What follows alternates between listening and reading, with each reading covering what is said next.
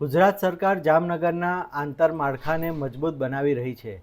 છેલ્લા 3 દાયકાના આયોજનબદ્ધ વિકાસથી શહેરનો નકશો બદલાયો છે.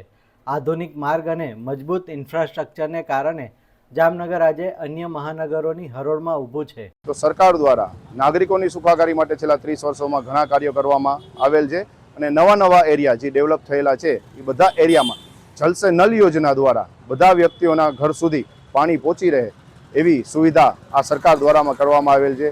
અને આ રીતે જોવા જઈએ તો પાછલા 30 વર્ષોમાં આપણું શહેર બધા મહાનગરોની હરોળમાં આવી રહ્યું છે. નગરના વેપારીઓ કે ઉદ્યોગકારોને જરૂરિયાત મુજબની સગવડતાઓ કે એના પ્રશ્નોને વાચા આપવાનું પણ કેન્દ્ર સરકારે યોગ્ય પ્રતિનિધિ દ્વારા કરવામાં આવે છે.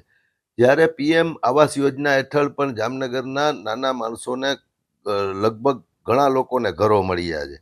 શહેરી વિકાસ વર્ષ અંતર્ગત જામનગરમાં આશરે ₹1200 કરોડના પ્રોજેક્ટ્સ કાર્યરત કરવામાં આવ્યા છે. ટ્રાફિકની સમસ્યાના કાયમી ઉકેલ માટે રિંગ રોડ પર લાલપુર અને ઢેબા ચોકડી ખાતે ફ્લાયઓવરનું નિર્માણ થઈ રહ્યું છે. આ ઉપરાંત સાંસ્કૃતિક પ્રવૃત્તિઓ માટે 1250ની ક્ષમતા ધરાવતું ઓડિટોરિયમ અને રમતવીરો માટે સજ્જ સ્પોર્ટ્સ કોમ્પ્લેક્સ શહેરની શોભા વધારશે.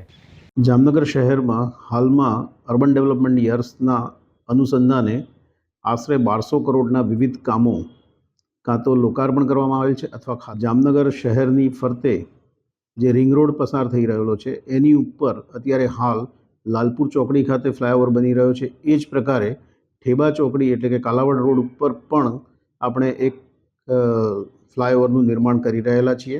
આ ઉપરાંત જામનગર શહેરમાં એક 1250 લોકો બેસીને વિવિધ કાર્યક્રમો માણી શકે એ માટેનું એક ઓડિટોરિયમ અને એ જ રીતે એક મોટું ભવ્ય સ્પોર્ટ્સ કોમ્પ્લેક્સનું પણ નિર્માણ થવા જઈ રહ્યું છે.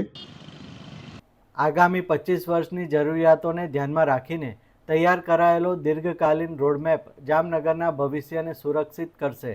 સ્માર્ટ સિટી મિશન હેઠળનું ભંડોળ અને વહીવટી તંત્રની સમયબદ્ધ કામગીરી શહેરને નવી ઓળખ આપી રહી છે.